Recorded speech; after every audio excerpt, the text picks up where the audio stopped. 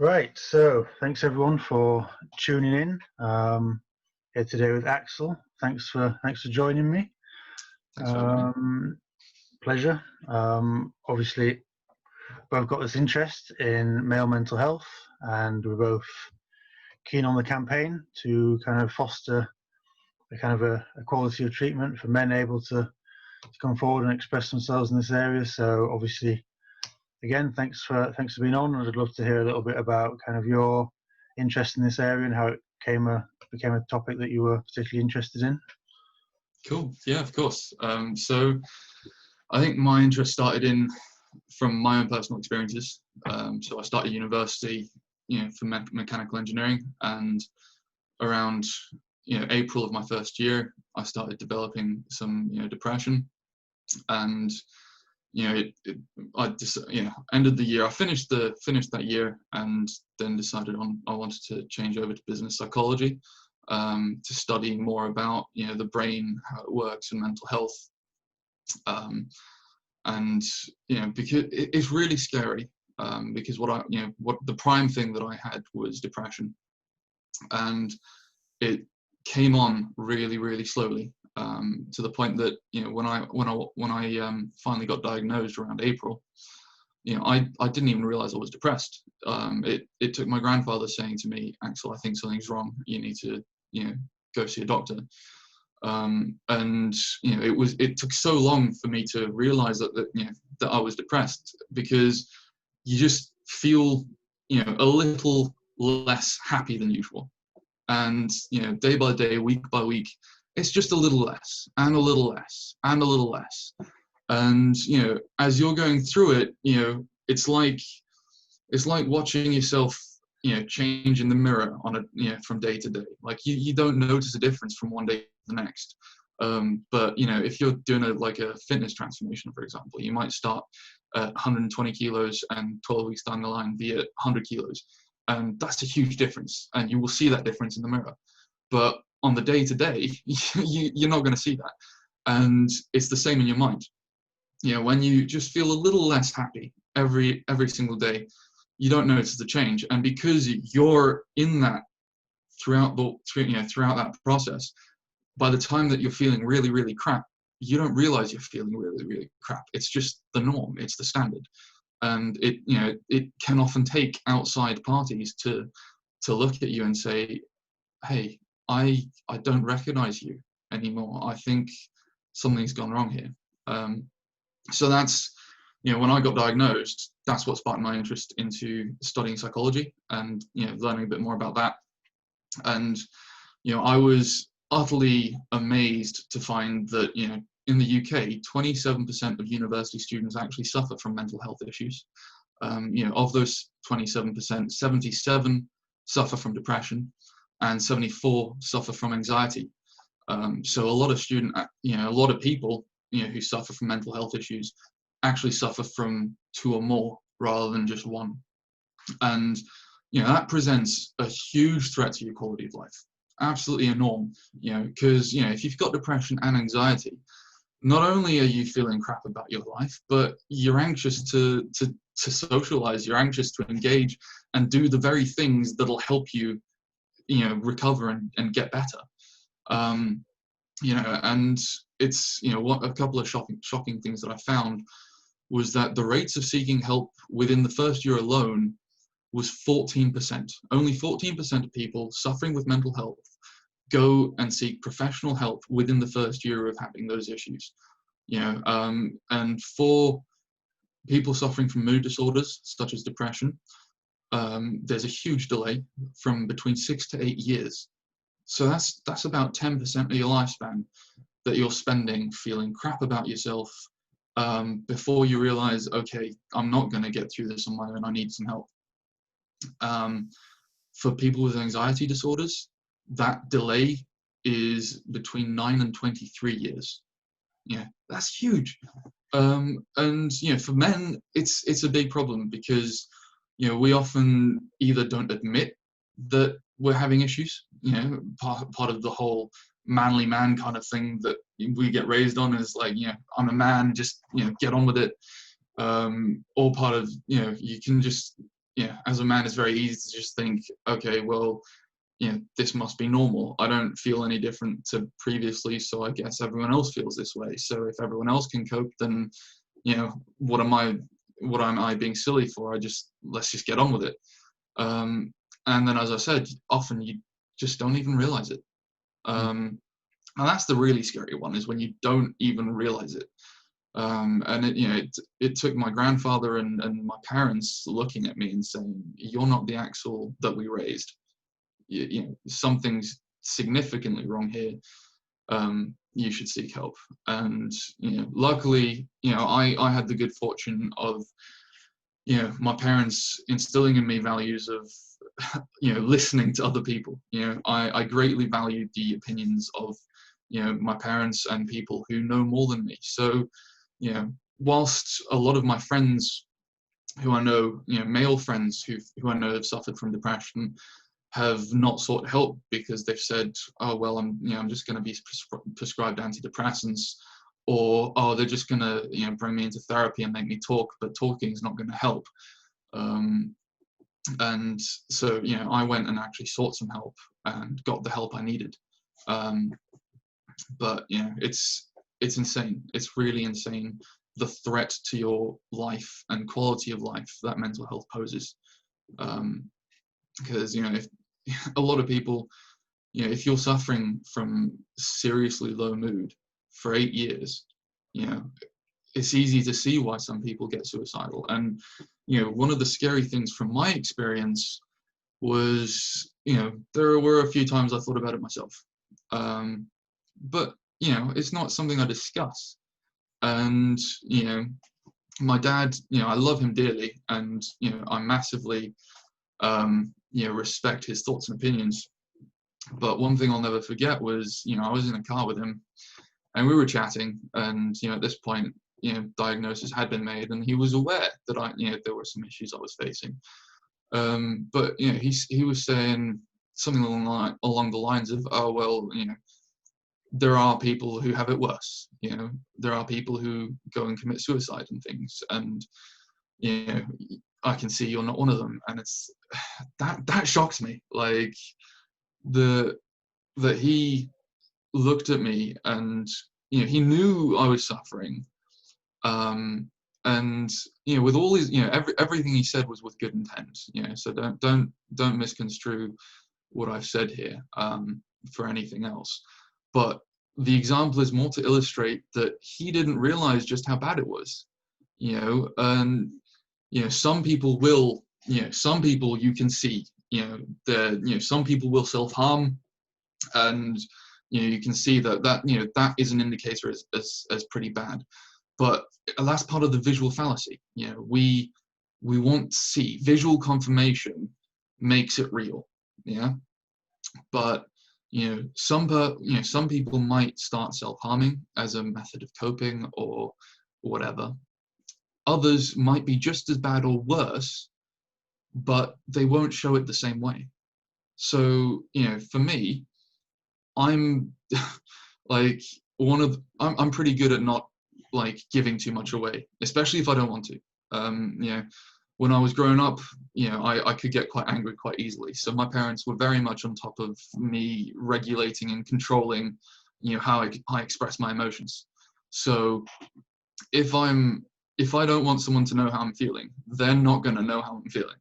So and with depression, you generally don't want people to know how you're feeling, because who wants to know that you're feeling shit? Like that's not fun. That's not interesting.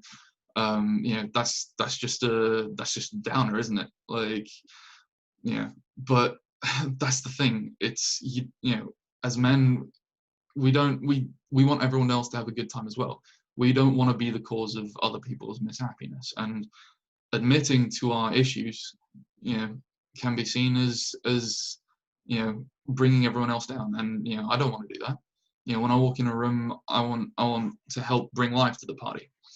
One of the things my brother once said to me, which really kind of drew the whole thing together, was, "Axel, you're so negative the whole time." And I was like, shit, I guess I am. And that's my brother noticed that from just, you know, the way I phrased certain things. And, you know, that can be a tell, you know. So, you know, if someone's negative about things, you know, even if you can see that they're not meaning to, that can be a tell that, you know, they're dealing with some bad shit. Because generally we don't want to be negative. We don't want to bring the room down. We want to, you know, we, as humans, as social creatures, we want, you know, good feelings is good. So we want everyone to feel good. But yeah, so that's some of the things that kind of started me on this journey of learning more about mental health. And, you know, so for my dissertation, I looked at a lot of different treatments that are around today. And one of the big things that stood out to me is the lack of understanding of what actually is available. You know, so a lot of my friends, you know, I mentioned a couple of friends who had depression, and they thought antidepressants or just, you know, seeing a therapist were the only two options. And they don't actually realize the different types of therapy that there are. You know, so, you know, there's cognitive behavioral therapy, which is, you know, over the last few decades become quite prominent. And, you know, that's really good for preventing things like Alzheimer's or treating insomnia comorbid with depression and, you know, various other mental health illnesses. You know, you've got acceptance and commitment therapy, which is brilliant for anxiety disorders. Then you've got integrative cognitive affective therapy and enhanced CBT for nutritional rehabilitation. So that's for things like bulimia nervosa and other eating disorders. And a really cool one is eye movement desensitization and reprocessing. And this one, I think, it's really cool. It's used to help treat PTSD. You know, so a lot of people within the forces who do seek help will experience that. And, you know, a lot of men who go into the forces will come out with PTSD, which is another, you know, shockingly misunderstood one. You know, it's it first became prominently visible in the World War and known as shell shock. And, you know, even today, it's so misunderstood. You know, I mean, PTSD, post-traumatic stress disorder, is what that stands for. And, you know, people don't understand what it really is. I mean, I have an understanding. I don't think I could ever, like, fully appreciate the implications of it unless I had it myself. I have a very good friend who has suffered from PTSD, and, you know, he's turned it, you know, he's used it as a weapon to his advantage. You know, he's turned it into a strength, you know, to build a business. But PTSD, you know, it's terrifying. You know, if you're, you know, people don't understand it because you see, so, you know, you see people assault, you know, you see the soldiers going in, and they're highly trained. You know, they're trained for the things that they're going to face, and that's part of it. You know, you go trained to face these high stress situations where you have to be able to, you know, respond with lethal force in nanoseconds to certain stimuli. And you're then going into an environment where you're told everything's okay. And so you're going from a place where day and night you're constantly on alert to, you know, if you're asleep, you're constantly, you know, ready to grab your weapon and go into action.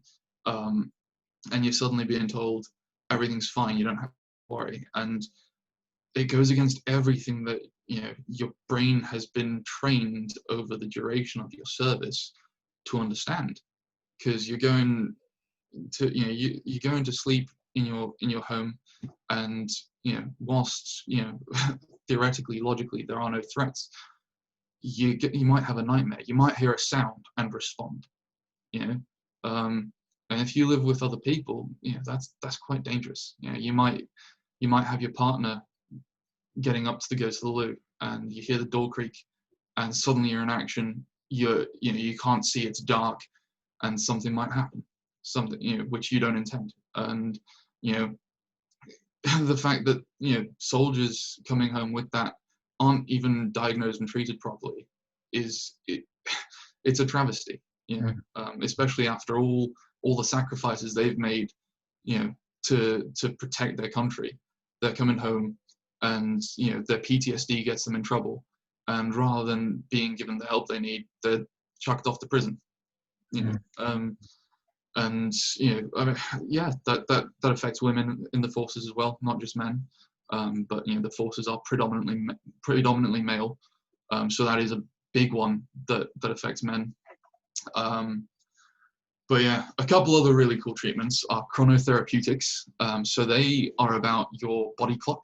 So you got wake therapy and bright light therapy. And then my personal favorite, exercise.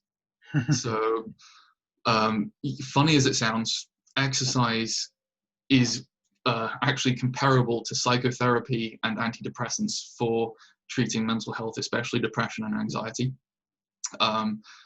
And what I love about it is it's actually really accessible. You know, if you don't have to go to a doctor to get it prescribed. If you think you're suffering from mental health, start exercising. See if it makes a difference. It doesn't require you to admit anything to anyone else if you don't want to. It doesn't require you to change anything about any other portion of your life. And it doesn't matter what type of exercise you do. It can be cardio-based, or it can be resistance training. And it doesn't matter the intensity. It can be high intensity, medium intensity, or low intensity. And the time doesn't matter either. It can be 10 minutes or as long as 60 minutes. You know, as long as you're doing, you know, 10 plus minutes of exercise, cardio or resistance every day, you will see some benefits. And I think that's absolutely incredible. And, you know, it reduces feelings of fatigue. Oddly enough, yeah, you know, something that makes you tired actually reduces your tiredness. Sounds counterintuitive, but it does. Reduces feelings of confusion and reduces feelings of depression massively. And you know, aerobic exercise isn't just good for depression, but schizophrenia as well. So it's been shown to induce a plastic response in the hippocampal volume. So you've got a structure in the brain called the hippocampus, and in patients with schizophrenia, the volume of that structure is decreased. And so aerobic exercise can actually increase that volume by up to 12%, and just completely enhance your neurocognitive functioning. So, you know, exercise I am a massive advocate of. Now there's a very interesting model that was developed back in 2016, so quite recent, by Rayner, Jackson, and Wilson. And it's the neurocognitive network model of depression. And what it puts forth is that there's a thing called the autobiographic memory network, which is basically what your brain uses for memory. Yeah, so it's related to all your memories, you know, past, present, and future, how your brain stores them and processes them. And then you've got a second structure or a network called the cognitive control center. And basically, that's responsible for interacting in the external world. Now, with depression, the autobiographic memory network becomes overactive, causing a distorted information processing, whilst your cognitive control network becomes underengaged. So what this means is basically the world you're seeing is not the world you're in. So the way you process the information gets distorted. The memories, what you remember about things get just completely out of proportion. And your ability to deal with that just completely breaks down. So for example, you know, Matthew, if you said a banterous comment to me, you know, which under normal circumstances might be highly hilarious, if I'm depressed, might see that as a completely devastating comment that, you know, rips through my emotional center. Yeah. And, you know, where my response normally would have been to laugh with you, my response could range from something to just completely shutting down and not engaging, or to something completely out of proportion. And, you know, that kind of, that's so unhealthy, because it breaks down relationships unnecessarily. But basically these atypical dynamics where these two networks are out of balance account for a lot of the features of depression. And when you're exercising, you actually start to force them back into balance, because exercising, if you're, let's say, doing some bicep curls, you're focused on lifting that weight up and down. You're focused on counting how many times you're doing it. And you're focused on the feeling that your muscles are having whilst you're doing it. So already there are three, little, big things that you're focused on, forcing you to engage with the external world. Now, if you have a gym buddy, for example, that's another point. That's a social element.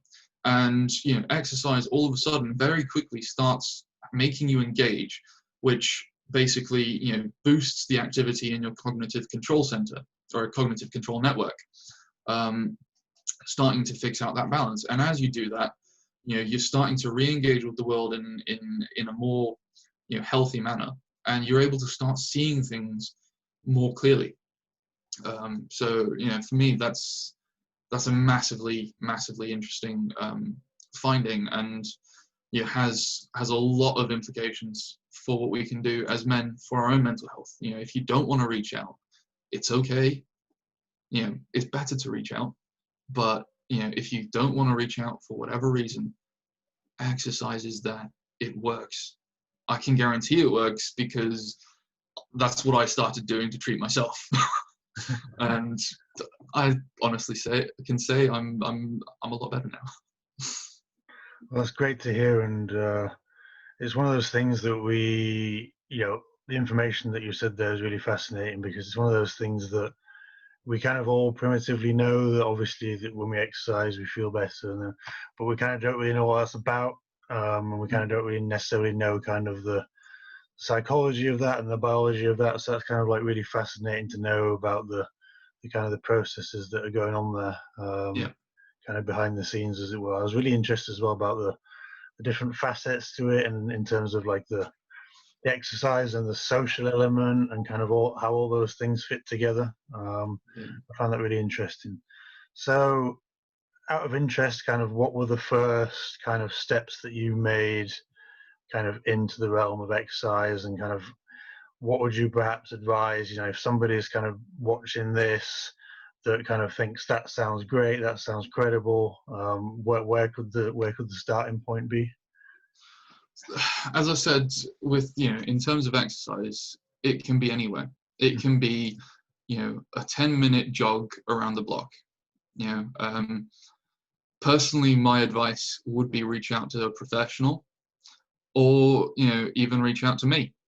I'm a qualified personal trainer, so I'm more than happy to go through with things and design a program to slowly get you started, if that's what you need. Because different people are at different stages. For me, when I started exercising for myself, I went head to heels straight at it. I'm not a half measures kind of guy. I either commit fully or not at all.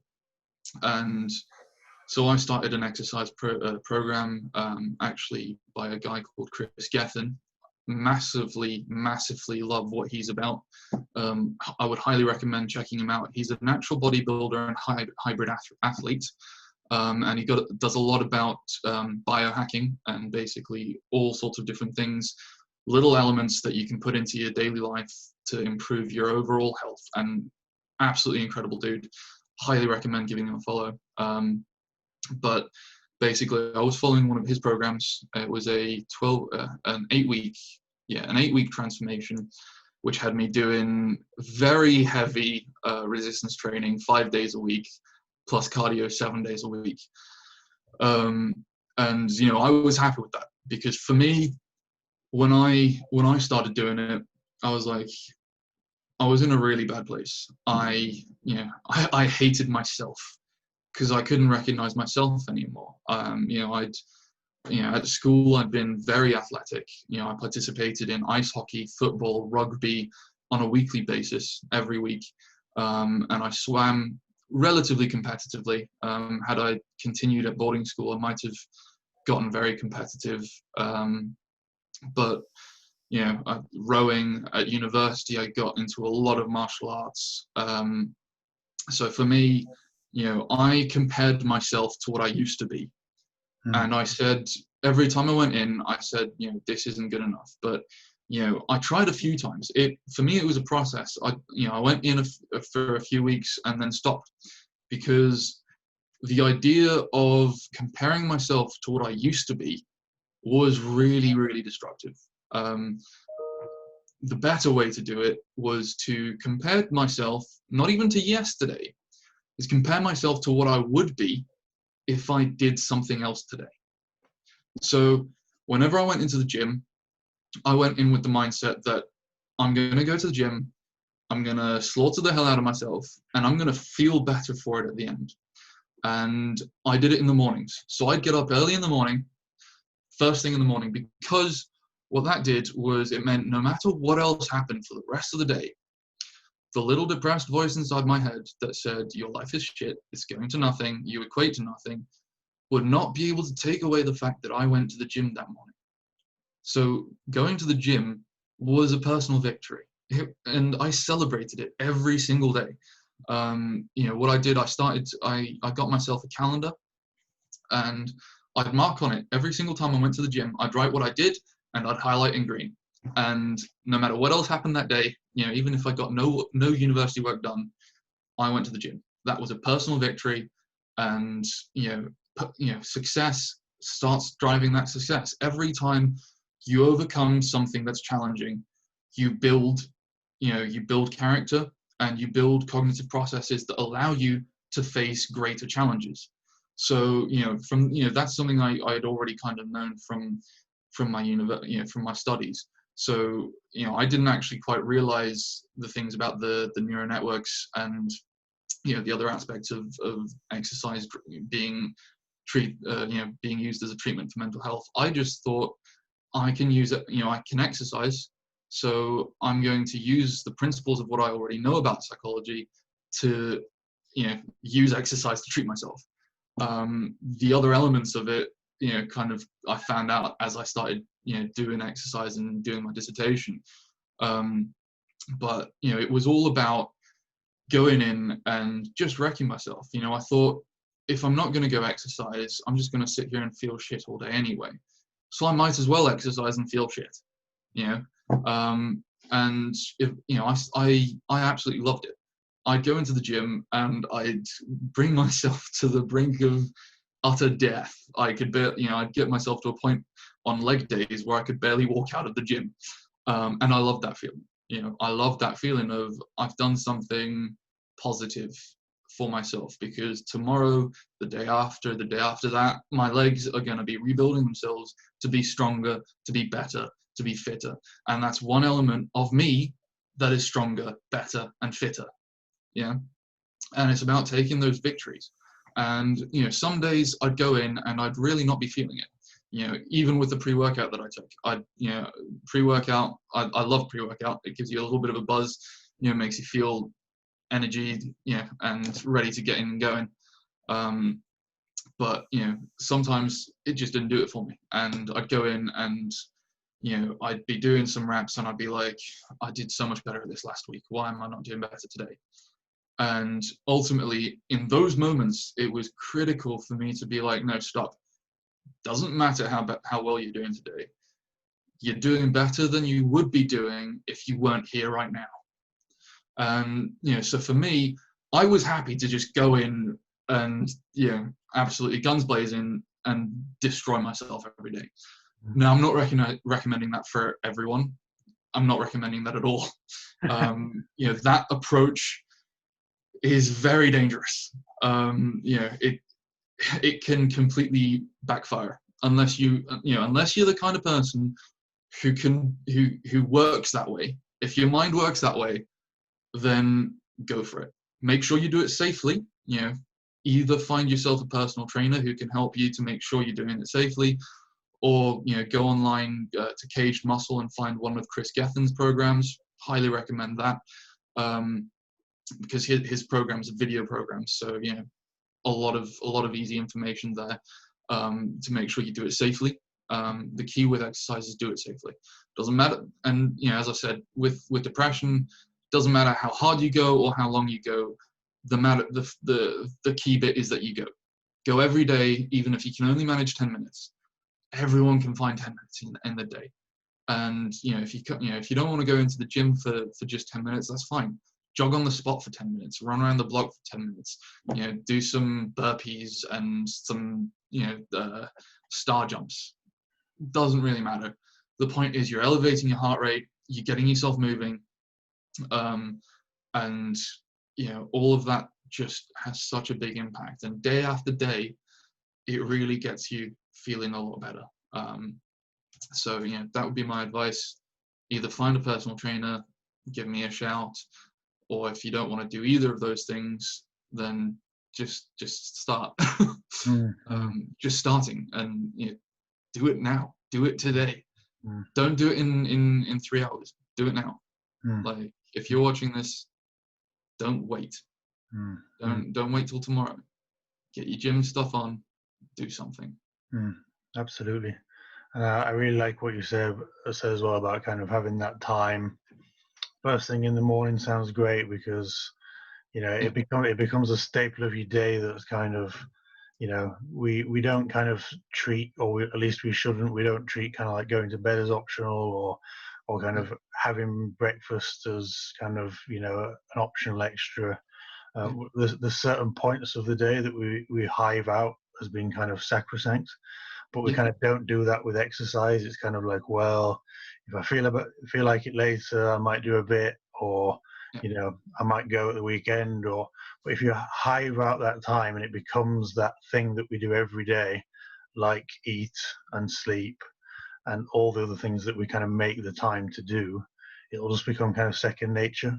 And if it's that first thing that you do, then obviously it means that you've done it, and then whatever the rest of the day brings, like, that can't be taken away from you. Exactly. I really like the thing as well about kind of, if men are finding it hard to come forward and discuss, then it's kind of like a perfect kind of self-medication, if you like, to be able to kind of put into practice. And I know myself how powerful it can be. That's for sure. So have you kind of had any kind of sense that kind of from other men that this kind of is an approach that you can kind of sense works in terms of their ability to either kind of help themselves or to put them in the mood to be able to kind of speak to others? Yeah. So actually, I've got a couple of friends who, well, the first friend did it with me when I first started. He used to self-harm, and he suffered a lot from mental health, and you know, we kind of started together, and we went and we just, you know, broke ourselves down. And you know, it was really useful having him, because it held me accountable, not just to myself but to him as well, you know, because I knew that his sanity relied on me being there, not just my own. You know, so you know, if you know of someone else who has issues, grab them, be like, hey, look, let's go to the gym. Don't even need to bring up the fact that it's for mental health. And just be like, hey, I need a gym buddy. Would you be mine? You know, so you know, even if you yourself don't have mental health issues, but you can see someone you know does, suggest it to them. Be like, hey man, I really need a gym buddy. Do you fancy being my gym buddy? Because you know, for me, you know, a big thing about, you know, depression is you don't want to let people down. You know, you don't want to be the reason that, you know, to disappoint people. So you know, if you commit to something, then it makes it a lot easier to help yourself. You know, because you know, at that stage, it's not just for me, it's for someone else. I'm at that point, you know, like, we were both completely open and clear about our issues. We very aware of them. So you know, that helped a lot, because we could also talk to each other about them. But you know, had we not been, it would have still been useful, because I knew that as his gym buddy, he was relying on me to be there to spot him for his heavy lifts, you know, and vice versa. So it made sure that I got up at the right time for our scheduled gym sessions to be there and to do what we had to do. But yeah, so then a couple other friends, they noticed the transformation I made, and you know, they were like, hey, look, you've done a really impressive thing. You know, do you think we could maybe join you? And you know, they weren't secretive about their mental health issues either, and they were aware of mine, and they could see from, you know, just my psyche and the way I kind of like interacted that it had done wonders for me. And so they said, hey, do you mind if we join you? At this stage, my gym buddy had moved away, and you know, I was like, yeah, you know, I've got space for a couple new gym buddies. So I took them on, and they were completely new to exercising.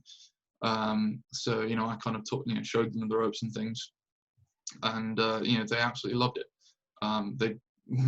They also massively benefited from it, and you know, you could see it not just from their physique, but you know, from the way they engaged with people. You know, confidence went up. You know, their willingness to engage in unfamiliar situations went up. You know, it's absolutely incredible the effect that exercise has. It really is. Absolutely.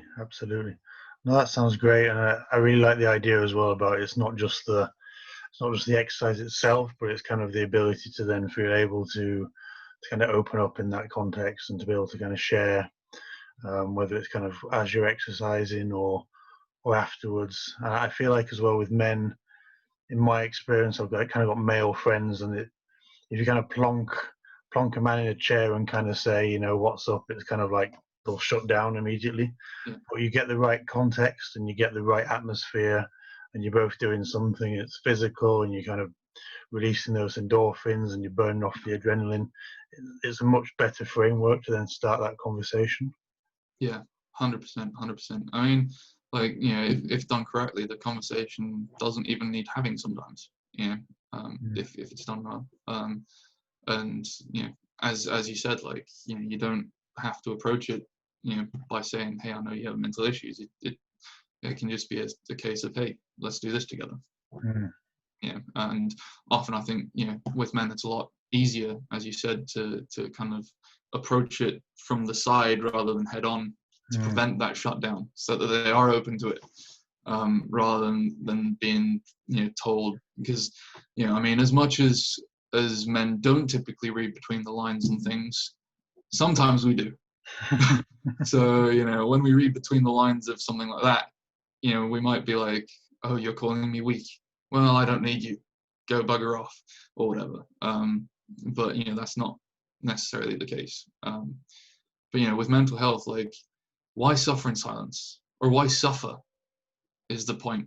You know, why put yourself through that suffering? I mean, if you know, you have a goal to improve your life, how are you achieving that goal? By intentionally suffering. And, you know, that's something that I actually did for a little while. I thought to myself, when I first, you know, had my diagnosis, I thought to myself, okay, all right, this is something I need to get through on my own, because I'll be stronger for it. You know, challenge through adversity. You know, I need to suffer through this on my own. But that's not the case. You know, challenge through adversity, yes, but, you know, there's nothing takes away from that challenge from reaching out for help. And putting yourself through it for a longer period of time than necessary doesn't boost you. You've got a limited time of, you know, you've got a limited span of time on this earth. We're not immortal. We're probably not going to be, ever. You know, lifespans might increase. We'll probably have better technology to increase them for quite a while, but, you know, those aren't really quite there yet. So for our generation, you've only got so long on this earth. Why waste your time struggling through mental health when you could get help, you know, rather than waiting for 6 to 8 years to get help? Get help immediately, work through it. It's still the exact same challenge you're going through. You're just getting through it faster, you know? And the sooner you get through it, the sooner you can progress with your life and work at optimum efficiency. You know, the sooner you get through it, the sooner you can perform to your best. You know, there's no point in suffering on and you know, thinking, oh, when I get there I'll be better than ever before. No. Get through it as quick as possible, then you can be better than ever before. Because if you're just stuck there, you're never gonna get better. Absolutely. I feel like that's a very positive and optimistic note on which to finish, and hopefully the kind of the audience here will have really taken some inspiration from kind of what you've been saying. I've certainly found it very fascinating, that's for sure, and I'm feeling a little bit more motivated myself, I must admit. That's awesome. So yeah, thank you very much, Axel, for your time here, and thank you very much for having me. Keep up the great work, and chat again soon on here, hopefully. Yeah, will do. Cheers, Axel. Cheers. Bye bye.